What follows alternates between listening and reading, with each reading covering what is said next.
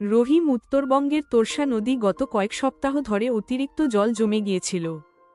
বর্ষাকালে নদীর জল বেড়ে যাওয়া নতুন কিছু নয়, তবে এবারের জলরাশি যেন ভয়ঙ্কর। গ্রামের মানুষজন আতঙ্কিত হয়ে পড়েছিল, কারণ জলস্রোতে ভেসে আসছিল অনেক গন্ডার। তাদের মধ্যে এক যুবক, রহিম, ছিল সাহসী ও দয়ালু। সে জানত এই গন্ডারদের সাহায্য করা প্রয়োজন। রহিমের বাবা ছিলেন একজন নদী গবেষক, যিনি মৃত্যুর আগে তাকে শিখিয়েছিলেন নদীর প্রকৃতি ও প্রাণীদের সম্পর্কে। সেই শিক্ষা নিয়ে রহিম নদীর তীরে দাঁড়িয়ে ভাবছিল। গন্ডারগুলো দুর্বল ও ভীত ছিল, তাদের চোখে ছিল আতঙ্ক।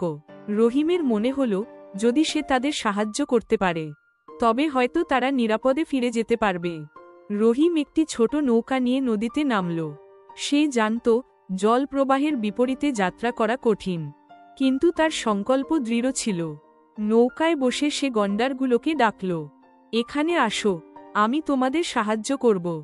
গন্ডারগুলো প্রথমে ভয় পেয়ে পিছিয়ে গেল, কিন্তু রহিমের কোমল কণ্ঠস্বর তাদের আকৃষ্ট করল। একটি গন্ডার সাহস করে নৌকার কাছে এল। রহিম ধীরে ধীরে তাকে স্পর্শ করল এবং তার চোখে শান্তি ফিরিয়ে আনল। এরপর একে একে অন্যান্য গন্ডারগুলো নৌকায় আসতে শুরু করল। রহিম বুঝতে পারল তাদেরকে একত্রিত করে নিরাপদ স্থানে নিয়ে যেতে হবে।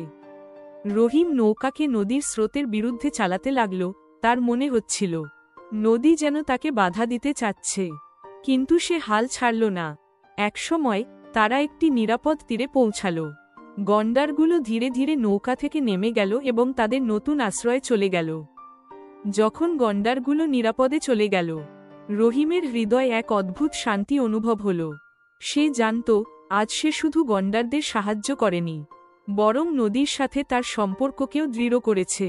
নদী, গন্ডার এবং রহিম তিনজনের মধ্যে একটি অদৃশ্য বন্ধন তৈরি হয়েছে। রহিম বাড়ি ফিরে আসার পথে ভাবছিল, প্রকৃতির প্রতি আমাদের দায়িত্ব কিভাবে আমাদেরকে আরও শক্তিশালী করে। সে জানত নদী ও তার প্রাণীদের প্রতি যত্নশীল হতে হলে আমাদের সাহসী হতে হবে।